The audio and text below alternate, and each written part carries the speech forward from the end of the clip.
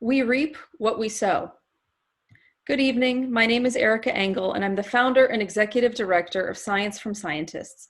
Thank you for participating in our 2020 virtual gala. These are unprecedented times. The COVID-19 pandemic is forcing all of us to change and adapt to survive on an individual level, as families, and as corporations. Science from Scientists is a nonprofit corporation, placing us literally at the bottom of the food chain. We are supported primarily by generous corporate donors, wonderful individuals, and by the very schools we serve, after they've ensured support for their employees and loved ones, which is as it should be. Yet our mission is more important than ever. The coronavirus has been a known risk for years, and there are many other animal-borne viruses waiting to cross over. I remember talking to infectious disease scientists and doctors after the SARS outbreak, and their message was clear. They weren't shocked by SARS. They were shocked that we didn't have more of these types of outbreaks. Now we have another, and it won't be the last. Our challenge isn't just a lack of scientists. It is far, far larger. It's the lack of scientific literacy. It is impossible to rally a nation to prepare thoughtfully. It is impossible to invest in developing and stockpiling vaccines for potential threats. It is impossible to make the personal sacrifices that may be required, unless we have a society which appreciates the urgency, the priority, and the risks because they have been educated about them. The global impact of COVID-19 that we are experiencing today was largely preventable. A key missing element was broad-based STEM literacy, enabling, even pushing governments to be as prepared for a viral invasion as we are for a military one. I apologize if you feel I am being overly dramatic, but I'm angry. I'm angry that we as a nation and as a global society were caught so unprepared. I'm furious that our educational system has been so compromised that we have made teaching science an afterthought. Somewhere along the way, it has become okay to not teach science. And I'm heartbroken watching the consequences every night.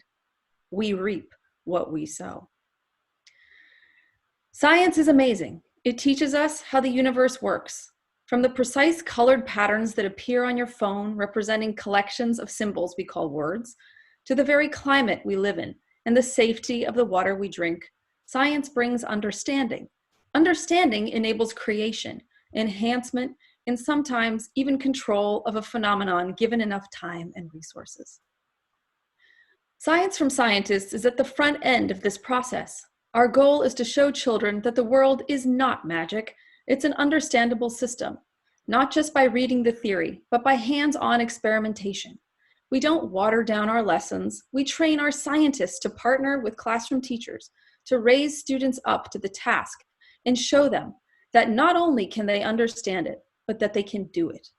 It works, and it is awesome. Talk about inspiring the next generation. It is common for our scientists to be asked for their autographs after class. Kids hang pictures of the scientists and of our mascot Simon in their school hallways. We are making science cool. We get notes every day from the students about how their appreciation of science has changed. One told us that Science from Scientists was better than the rise of Skywalker. Another told us that they had had a science miracle with Science from Scientists loving science now. Another wrote that we are the butterflies in their garden, the sunshine in their rain. Last year, we taught over 10,000 children. When schools were closed last month, we pivoted our entire staff to adapting our lessons to support teachers, running classes remotely, and for parents taking up the burden of homeschooling their kids when remote programs were not available from their schools.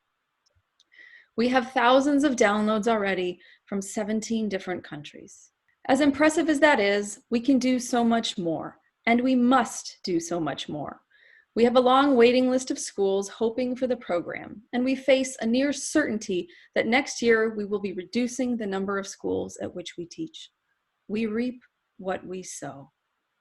We are all farmers. You have my full commitment to press onward with our mission, with whatever resources we have. Now is the time to invest in our future. These are hard times for everyone, but your generosity would be greatly appreciated in our virtual paddle raise and auction. Please stay healthy. Thank you, and good night.